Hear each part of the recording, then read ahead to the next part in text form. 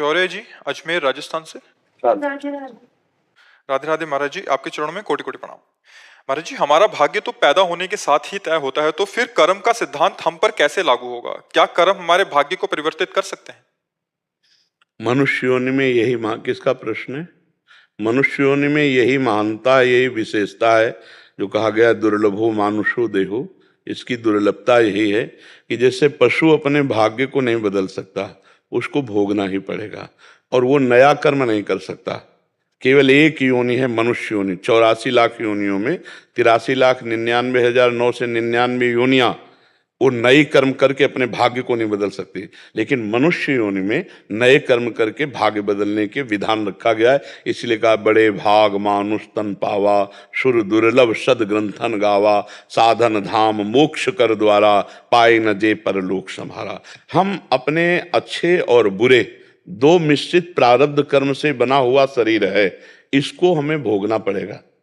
जैसे लिखा है कि आपको 15 वर्ष की आयु में ऐसा होगा, 20 वर्ष की आयु में ये होगा, 30 वर्ष की आयु वो होगा। आप अच्छा कर्म करें या बुरा कर्म करें उससे कोई मतलब नहीं, पहले से निश्चित हो चुका है। जैसे इसका 35 वर्ष की आयु में माता के गर्भ से ही किडनी का वंशानुगत रोग था और वो प्रकाशित हुआ, उसका भजन से कोई लेना देना नहीं, क्योंकि ये शरीर पहले से रच गया है, इसका प्रारब्ध रच गया है।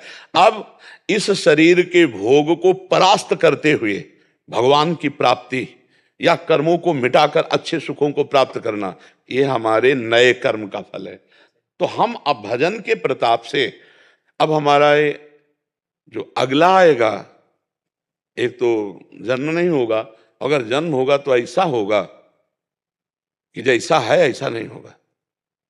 अब शरीर ऐसा होगा कि दिव्य होगा और भगवान के नाम गुण लीला का प्रचार प्रसार करने वाला होगा, अगर होगा, नहीं तो फिर नहीं होगा भगवान के धाम। क्योंकि नई खेती बहुत बढ़िया है, बचपन से और अभी तक जो बोया गया है उसकी फसल बहुत जोर की है। ये पुरानी फसल आके सड़ियल हमको गिराना चाहती थी तो हमें गिरा नहीं पाई, क्योंकि 18 वर्ष हो गए, सब कष्ट है, लेकिन हमारी दिनचर्या चल रही है, हमारा भजन चल रहा है, हमारा साधन चल रहा है। तो अगर हम केवल प्रारब्ध भोगते तो सड़ते होते ना। तो ये नवीन जो कर्म है ये हमारे पूर्व प्रारब्ध को दबा दिया। आया था प्रारब्ध मुझे नष्ट करने और नवीन कर्म ने उसको दबा दिया, और दोनों साथ ही चल रहे हैं, घुटने टेके दबा हुआ वो चल रहा है। कभी वो हमको दबाना चाहता है, कभी हम उसको दबाना चाहते हो, हमारी यात्रा पहुंच रही है। जैसे कबड्डी के खेल वाले में विपक्ष दबा देला तो कबड्डी कबड्डी कबड्डी और पाली तक पहुंचना है, तो पाली तक राधा राधा राधा राधा राधा और आखिरी पाली राधा, पहुंच गए श्री जी के पास। तो हमारा नया कर्म अगर जोरदार का है तो हमारे पुराने कर्म को दबा देगा, नष्ट नहीं कर सकता।